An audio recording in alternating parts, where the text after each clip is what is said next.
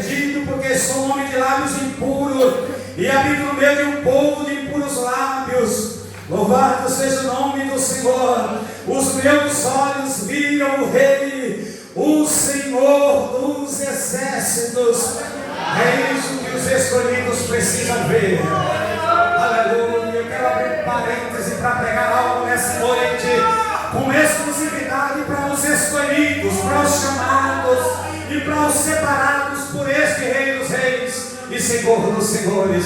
Vai chegar um momento que você já viu muita coisa linda na terra. Vai chegar um momento que você já subiu em altares maravilhosos, já contemplou grandes líderes da região, da terra. Porém vai chegar um momento, líder chamado, escolhido, profeta, sacerdote, levita, em que vai ser necessário ver a Ele, ver a glória dEle, contemplar quem é Ele de verdade. Porque quando nós nos deparamos vendo quem é Ele, nós olhamos para nós de uma forma diferente. Esse homem que havia profetizado para as nações olha para si mesmo e diz assim: não ai das nações, não ai de quem bebia vinho, nem ai. Ele olhou para ele mesmo e disse: ai de mim, Senhor.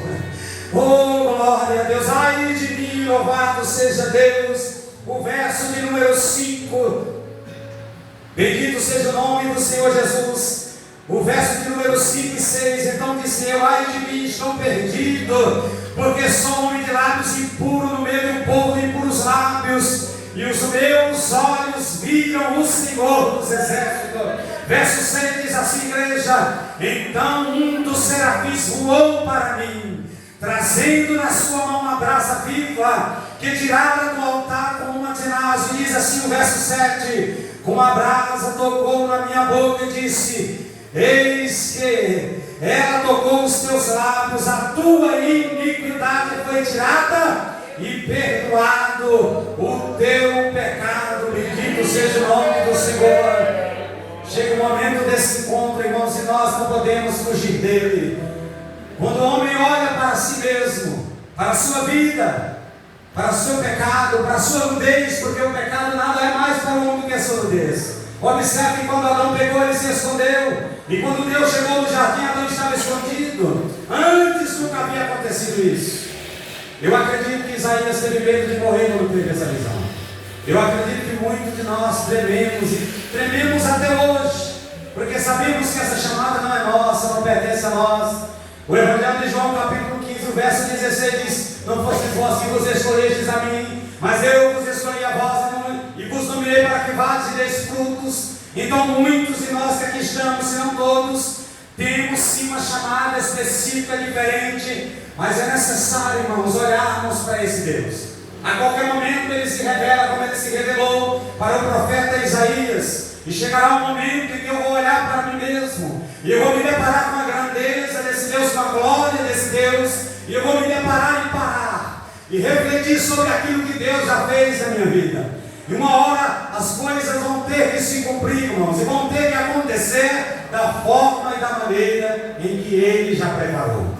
Eu quero concluir essa simples e humilde mensagem dizendo para a igreja: você foi um escolhido de Deus. Eu tenho certeza que todos aqui têm uma história, como um dia também Deus me escolheu.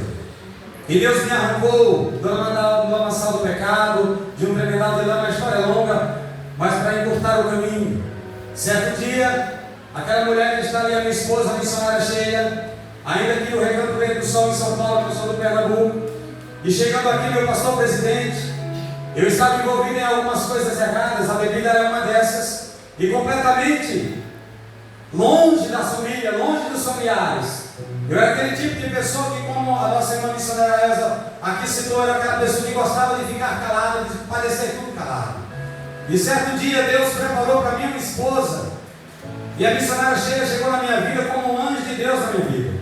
E eu entendi isso, e eu entendi que era uma chamada de Deus para me trazer para o Evangelho. Depois que eu estou junto com ela, há aproximadamente 15 anos que somos casados, um dia Deus colocou uma frase no meu coração, igreja, e eu, por onde eu passo, eu carrego isso dentro do meu coração, porque foi Deus que falou comigo: se existe num casal um crente, esse crente é ela. Porque quando ela me escolheu, eu não servia a Deus, eu estava na sarjeta, e alguém tinha um pastor que morava próximo da residência onde eu morava. E certo dia eu cheguei com a chave do cômodo onde eu morava. E eu não conseguia encontrá-la no meu bolso para tirá-la e colocá-la naquele portão e adentrar para aquelas portas. E esse pastor, que eu fiquei sabendo muitos anos depois, disse para minha esposa: ajuda ele, ajuda ele, ajuda aquele homem, porque Deus tem uma obra na vida dele. E esse homem que estava no chão, caído, e deixado e esquecido pelos seus familiares, desacreditado no meio da sua família, Deus chamou pela sua palavra, limpou e lavou com seu sangue, purificou dos seus pecados, me lavou e me fez uma nova criatura. E aquele estou para a glória.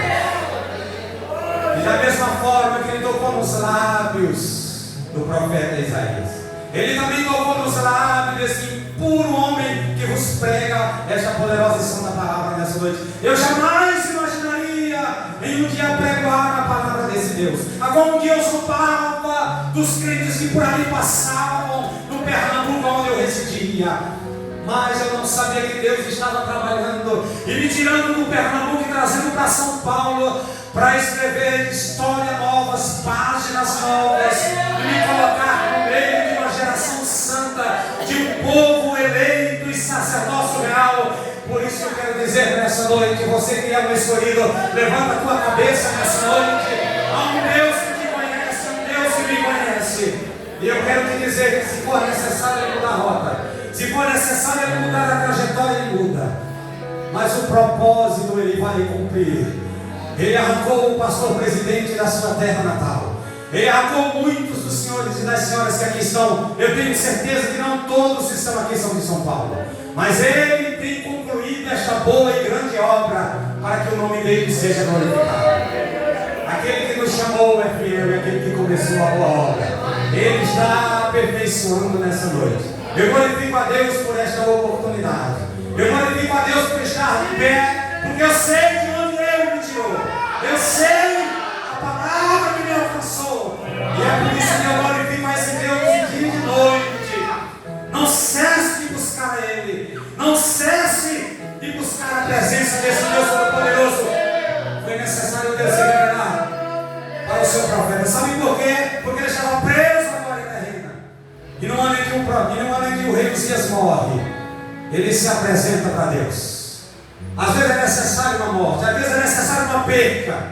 Parece ser um cenário de derrota, mas é o Todo-Poderoso construindo uma nova história. Louvado seja Deus. Moisés foi necessário sair do Egito para se encontrar com Deus lá em Midian, no Monte Horebe.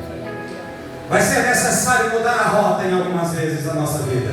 E Ele prepara o caminho. Ele é quem sabe a estrada que vamos trilhar. Ele se encontrou com Saulo em Damasco. Ele se encontrou com o irmão Moacir que aqui vos prega nessa noite, ali no Recanto Verde do Sol. De repente tem alguém aqui nessa noite que ainda precisa ser encontrado por Ele. Mas eu quero liberar uma palavra profética.